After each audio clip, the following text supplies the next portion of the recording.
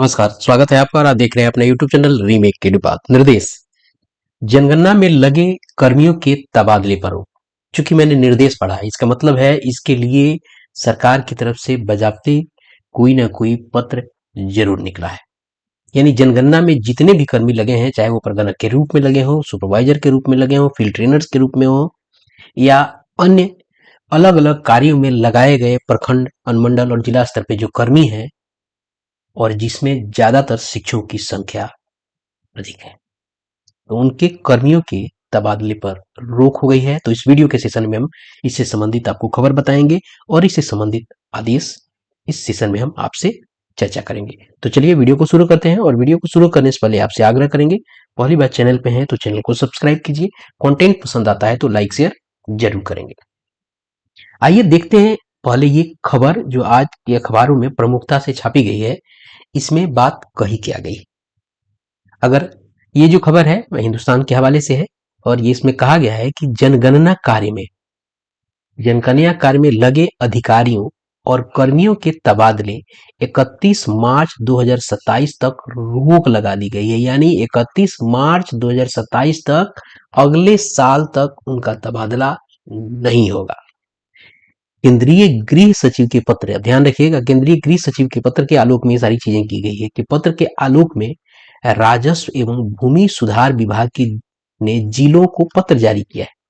विभाग के प्रधान सचिव सीके अनिल ने पत्र में जिलाधिकारी सह प्रधान जनगणना पदाधिकारियों को कहा है कि जनगणना 2027 का काम सफल तरीके से होना है।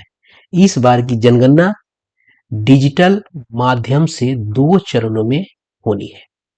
पहले चरण में मकानों का सूचीकरण और मकानों की गणना होनी है। पहले चरण में ये 2 चरण की बात की गई है। पहले चरण में क्या है, मकानों का सूचीकरण होना है और उसकी गणना होनी है।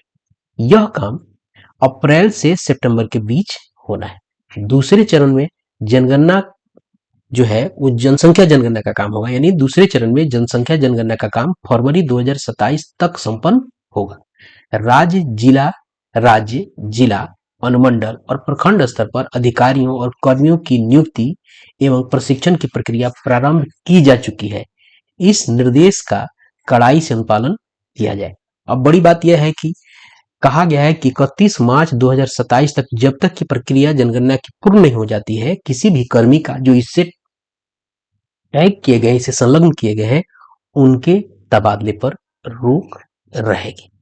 तो क्या कोई ऐसी व्यवस्था भी है, क्या कहीं से अगर आदेश निर्देश लेकर तबादले किए जा सकते हैं?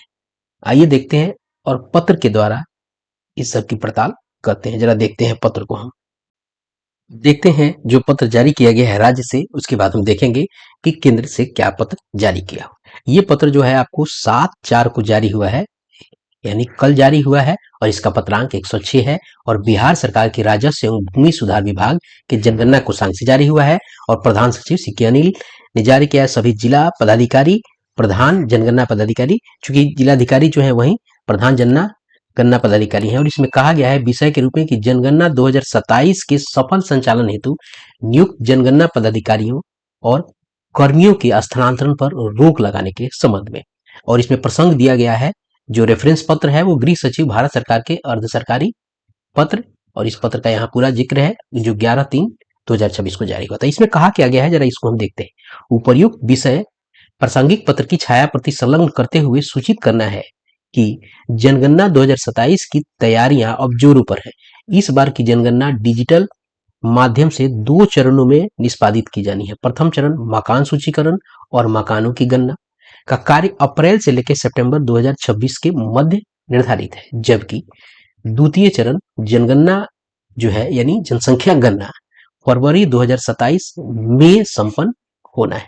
यह स्पष्ट हो जाना है कि फरवरी 2027 में आपको जो जनगणना जो है जनसंख्या जनगणना वो करना है और प्रथम चरण में आपको मकान सूचीकरण और मकानों की गणना करनी है। स्पष्ट हो गया। अब चलते हैं हम दूसरे बिंदु पर।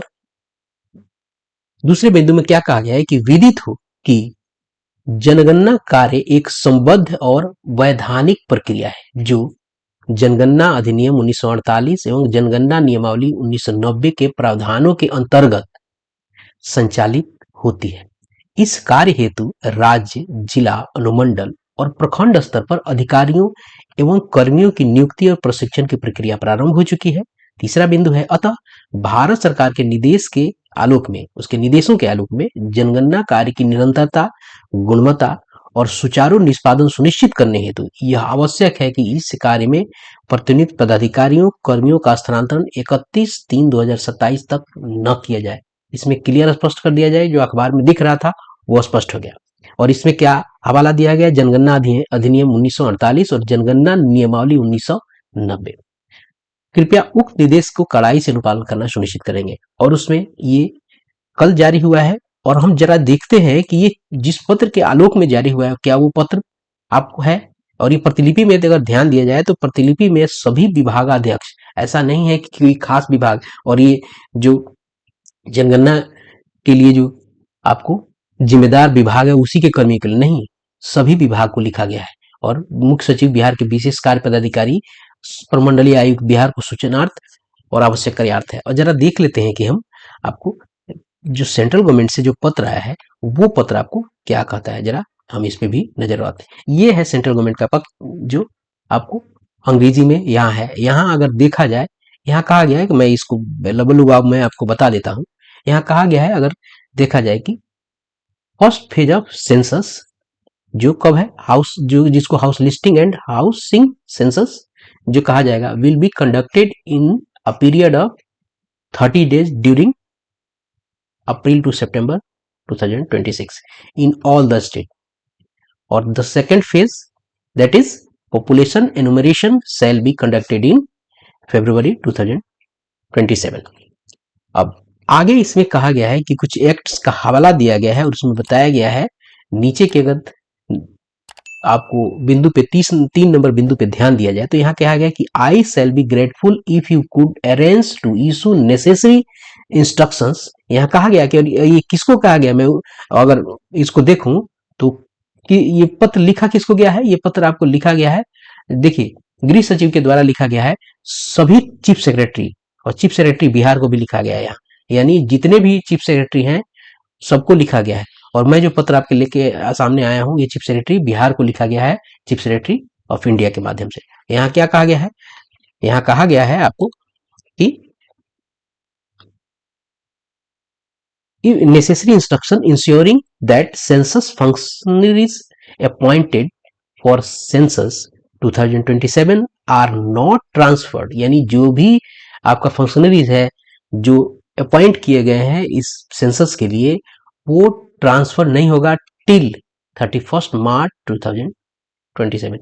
It will be highly appreciated if a copy of instruction in this connection is endorsed to the office of the Registrar General and Census Commissioner of India. यहाँ स्पष्ट हो गया। इसका हिंदी रूपांतरण भी है, आइए मैं हिंदी रूपांतरण भी बता देता हूँ। यह है हिंदी रूपांतरण, इसमें भी वही बात कही गई है कि ट्रांसफर आपका नहीं होगा, और ये ट्रांसफर कब से कब तक होगा इस बात का भी यहाँ जिक्र आपको कर दिया गया है। तीसरा बिंदु यह है। अगर दूसरे बिंदु पे बात करें, दूसरे बिंदु में भी यहाँ ऊपर लिखा गया है जो मैंने वहां पढ़ा है। चलिए इसको जब मैं आपको बता देता हूँ क्या है। पहला बिंदु यहाँ, जैसा कि आप विदित है कि जनगणना 2027 की तैयारियां आप जोरों पर है। इसे स्वगणना के प्रावधान के साथ 2 चरणों में डिजिटल माध्यम से निष्पादित किया जाएगा। पहला चरण मकान सूचीकरण और मकानों की गणना अप्रैल सितंबर 2026 के दौरान सभी राज्यों और केंद्र शासित प्रदेशों में उनकी स्थानीय परिस्थिति के अनुसार 30 दिनों के समय की अवधि में किया जाना है, और बिहार में ये आपको 31 मई तक होना है। दूसरा चरण जनगणना जो है, जनसंख्या जनगणना, आपको फरवरी 2027 में होने हैं। लद्दाख इत्यादि में ये सितंबर 2026 में हो जाएगा। लद्दाख, जम्मू कश्मीर, हिमाचल प्रदेश और उत्तराखंड जो बर्फ के इलाके होते हैं वहां सितंबर में ही करा लिया जाएगा। अब ज्यादातर राज्यों जहां केंद्र शासित प्रदेशों में जिला, तहसील, ब्लॉक स्तर पर जनगणना अधिकारियों की नियुक्ति की प्रक्रिया पहले ही आरंभ हो चुकी है, और जनगणना अधिकारियों का प्रशिक्षण भी अलग अलग राज्यों में यूटी में प्रारंभ हो गया है। इन अधिकारियों को जनगणना अधिनियम 1948 और जनगणना नियमावली आपको 1990 के अंतर्गत वैधानिक कार्य करने होते हैं। अतः यह आवश्यक है कि एक बार जनगणना कर्मी के रूप में नियुक्ति होने के बाद उन्हें तब तक स्थानांतरित न किया जाए जब तक संपूर्ण जनगणना कार्य निष्पादित न हो जाए। यहाँ स्पष्ट हो गया कि अगर लगा दिया गया है तो कहीं से ट्रांसफर होने की बात यहाँ दिख नहीं रही है। जब तक कार्य खत्म नहीं होगा, बीच में कहीं कोई आपको विकल्प नहीं दिख रहा है। पहले था कि इजाजत लेके करनी होगी, यहाँ कहीं इजाजत की बात नहीं की गई है। इसे आगे स्पष्ट किया गया कि मैं आपका आभारी रहूंगा यदि आप आवश्यक निर्देश जारी करने की व्यवस्था कर सकें, जिससे सुनिश्चित किया जा सके कि जनगणना 2027 के लिए नियुक्त जनगणना पदाधिकारियों का 31 मार्च 2027 तक हस्तांतरण न हो। बहुत अच्छा रहेगा यदि इस विषय पर जारी निर्देशों की एक प्रति भारत के महाराष्ट्र एवं जनगणना आयुक्त कार्यालय नई दिल्ली को भी हस्तांतरित आपको की जाए। सादर। और यह जो पत्र है, इसी के आलोक में राज्य से भी पत्र आपको जारी हुआ है, और उसी के हवाले से ध्यान दीजिएगा, ये गोविंद मोहन गृह सचिव के हवाले से पत्र है, सारे मुख्य सचिव को भेजा गया है, पूरे बिहार पूरे राज्यों के। इसका अंग्रेजी रूपांतरण यह है, और इसी के हवाले से ये आपको राज्य से खबर निकाली गई है, आपको निर्देश दिया गया है, और इसके हवाले से वो खबर छपी है। इसका मतलब है कि कोई वैकल्पिक व्यवस्था नहीं है। यदि जनगणना में आप संलग्न हो गए हैं तो आपके ट्रांसफर पर 31 मार्च 2027 तक रोक रहे। तो इस वीडियो में इतना ही। मिलते हैं जल्दी ही नए कंटेंट और नई इन्फॉर्मेशन के साथ। वीडियो पसंद आए तो लाइक शेयर जरूर करेंगे। धन्यवाद। जय हिंद।